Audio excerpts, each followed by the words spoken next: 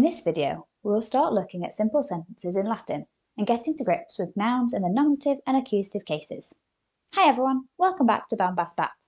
We're going to look at some basic sentences today, and I'll give you the tools to be able to recognise nominative and accusative nouns in Latin. Before we start, I want to give you this simple cheat sheet which has everything you need to solidify your understanding of the nominative and accusative cases. It's got 10 bonus exercises plus the answers and all the information you'll need to practice the skills you'll learn in this video. As an extra, it also has some plural nouns in there too, which I think you'll be able to have a really good go at after this and the next video. So get that now from the link in the description and have it to hand while you're watching this. It will really help. For today, we'll focus on singular sentences. And by that, I just mean all the nouns will be singular, so one person's going to do the activities in the examples. In another video, snappily called Singular and Plurals, Nominatives and Accusatives, we will move on to some more complex sentences, but for now, let's just get started. So in a previous video, I've explained about the nominative and the accusative. Just to recap, the nominative is a fancy word for the subject of the sentence, or the noun that's in charge of the verb, and the accusative is what we call the object of the sentence. So it can help to think of this as the noun receiving the action. If you're comfortable with object, just stick with that. Now in English, it's easy to tell which is which. The man greets the girl. Our word order tells us that the man is doing the verb. In Latin, this is slightly more complex, as word order can be, and often is, all over the place. Instead, the word will change slightly based on the role it's in. For example, let's look at the word girl. When the girl is in charge, the word we use is puella. This is our nominative case. When she's receiving the action, she's in the accusative, so we use puellam. Now, this is nice and easy to spot. We just look for the M that tells us the difference. So, here are two Latin sentences. Can you spot which one the girl is in charge of? Which one is she in the nominative form? It's the first one, puella. For the second sentence, the girl's not in charge of the sentence, and so she's in the accusative case, puellam. The M is there, and I've got the translations for both of those just underneath. This is a really good example of first declension nouns. Now, declension is just a fancy Latin word that means type. It can kind of help to think of it as the feminine, like in French or Spanish, but we just call it the first declension because it doesn't necessarily matter about the gender. Now, all words in the first declension follow this pattern, A in the nominative and am in the accusative. Here are some more examples, and as you can see, they all end the same way. We've got the A ending for nominative, so when they're in charge of the verb, and we've got the accusative with the M that you can see. But not all words are in the first declension. So let's have a little look at some second declension words. Now, dominus means the master. This word is in the second declension. In the second declension, our accusative becomes dominum. Again, we've got that M that we can look out for. So here are our two sentences. Which one has the master in charge? Which one is he in the nominative case for? It's the second one. Here, can you see again that word order doesn't matter? So puellam is at the front of the sentence, but dominus is in charge because he is in the nominative case. The M tells me who's receiving the action of that verb, so I know that the girl can't be in charge. Here are some more examples of second declension nouns. Again, they all follow, well, almost all second declension nouns follow the us in the nominative and the in the accusative. Okay, have a little look. And that's kind of like the masculine, but not necessarily. So we've got ones like the master, the slave, the god, and the son. There's also the third declension. Now, this one is a little bit weird. This is one of those times where the Romans threw a bunch of rules just out the window. Loads of words with all sorts of endings are in the third declension. So I like to call it the anything else declension.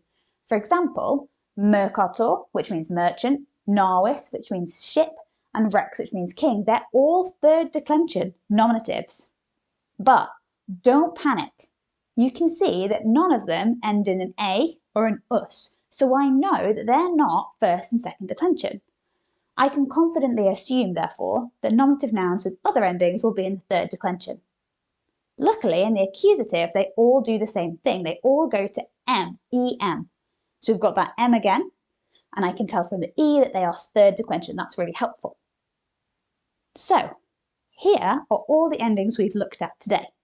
If you want, you can have a go at learning this table. It's a good idea, and you can pause the video here, but if you're happy, I can just keep it in the corner for our next few slides and we can refer to it while we look at some sentences.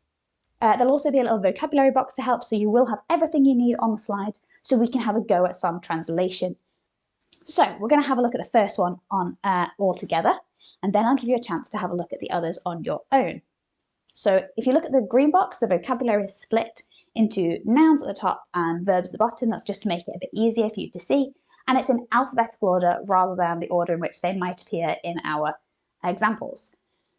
So we've got our table at the top, we've got our vocabulary at the side. Let's have a go at the first one. So ancilla mercatorem salutat. Looking at my table of noun endings at the top, ancilla matches the first declension nominative because it ends with an A. This means she, the slave girl, as I can see from my vocabulary, is in charge of my sentence. Mercatorem matches my third declension accusative ending, and it means merchant. This is my object, the person that's receiving the action. And my verb, salutat, I can see, means greets. So now I know all the words. So we can put it into a sentence. I start with the nominative. So I start with ancilla, the slave girl. Then I go to the verb, greets, and then the accusative, the merchant. Altogether, the slave girl greets the merchant. Easy peasy.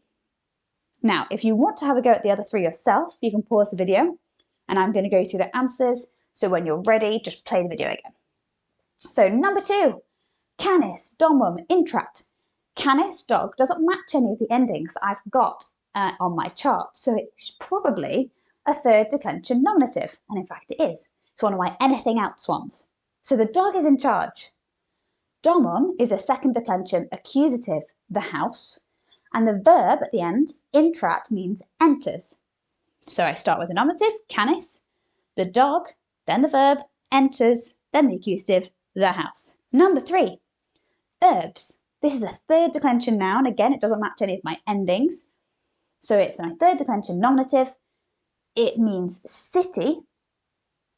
And so therefore that's in charge. So something about the city.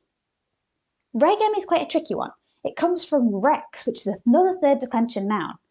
And it is in the accusative. I know that from my em ending. And that means king. And habet means has. So I start with my nominative, the city, then I do my verb, has, and then regem, a king. Now number 4 is a bit trickier. Did it make you stumble? Let me know.